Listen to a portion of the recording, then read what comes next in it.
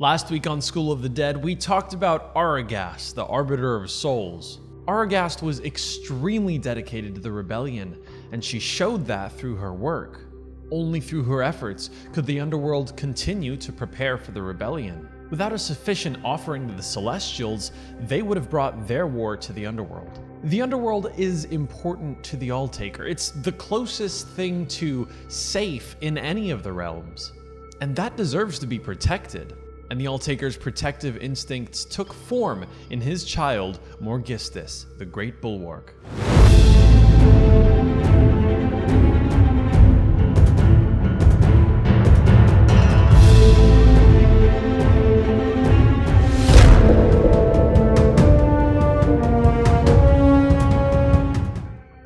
This is the School of the Dead. I am Andrew Seco, your teacher for the day. As always, I will link to any relevant materials or texts, but our primary textbook is going to continue to be The Chronicle of the Underworld.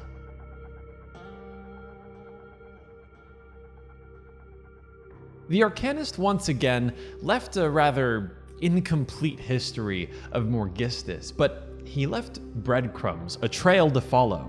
A hint of the true power and character of the Alltaker's child, Morghistus. Now, as I mentioned in the beginning, Morghistus was pulled from the Alltaker's protective instincts. What is it that he sought to protect? Himself, of course, and the Alltaker, and the underworld. Morghistus existed in a time before the underworld as you know it now. There is a massive barrier surrounding the capital city of the underworld, Ilvernus. It's called the Vadlum Gates. Before the Vadlum Gates were even constructed, Morghistus was there to protect the Alltaker. But he fought to protect more than just the Alltaker, more than just Ilvernus. He fought to protect all of the underworld. When it was new, when it was impossible to know the face of danger, let alone the face of a friend, he gave everything to protect the father, the city, the realm that he loved. And his sacrifices left him broken and corrupted beyond repair. It's a little devastating to talk about how Morghistus died, but it's a little too cold and callous to say that he just died. Morghistus was killed by his own brother, but that's a story for another episode. And more importantly, that's not where Morghistus' story ends, not if you follow the breadcrumbs laid out by the Arcanist.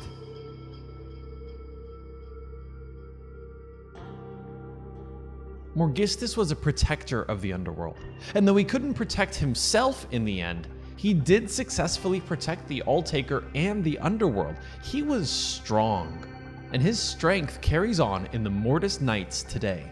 There are many subgroups of the Mortis Knights. There's the Black Hoof Knives, there's the Templars of the Dark Shepherd, the Blades of the Unspoken, and many, many more. Each of them are loyal to their cause. Mortis Knights start like any mourners, though most of them start as soldiers, working mostly for the Alltaker. The Risen Reaper General Demethyl leads them all. Technically, the Mortis Knights fall under the purview of the Bone faction, but they're not completely under their rule. So Demethyl leads as their impartial leader. Many of these soldiers and Mortis Knights are created by faction leaders, Shroud Reavers, and a variety of other collaborators. Some of them serve as Reapers, some as Mortisans, and a variety of other things we'll talk about in some future episodes. The important thing is that they all serve the Alltaker. But when you rise through the ranks, when you prove that you're ready to reach your full potential, you rise. No matter your faction, no matter your origin, becoming a Mortis Knight is no small feat. Before you ascend and become a Mortis Knight, you have to go and forge a partnership with a Wisp Stride, a spiritual guardian that often comes in the form of an animal mount. And where are they?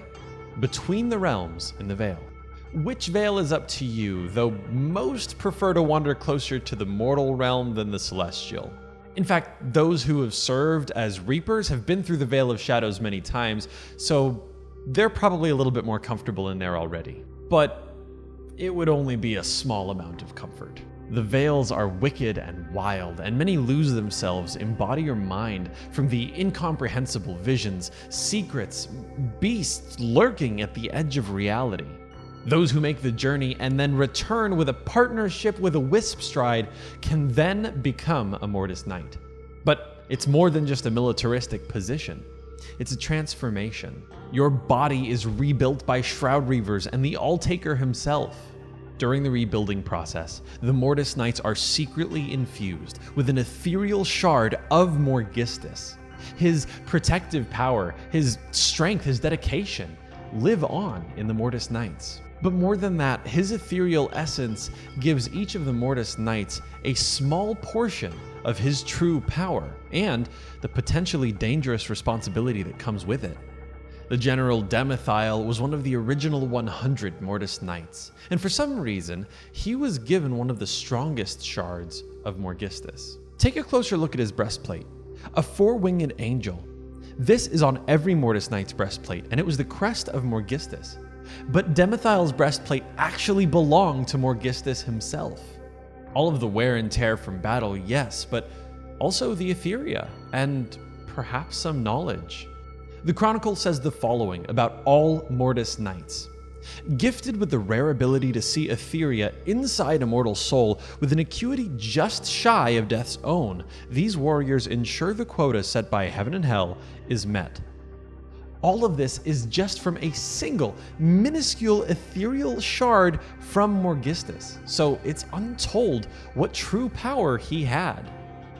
It's not known or recorded, but it carries on in the Mortis Knights. It carries on to protect the underworld. It carries on so we can rise, conquer, and rule. And that is Morghistus, the Great Bullwark.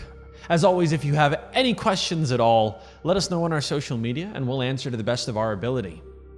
I want you guys to make sure that you've submitted your note for the Longreef Choir because I want you to be a part of the Choir of the Underworld.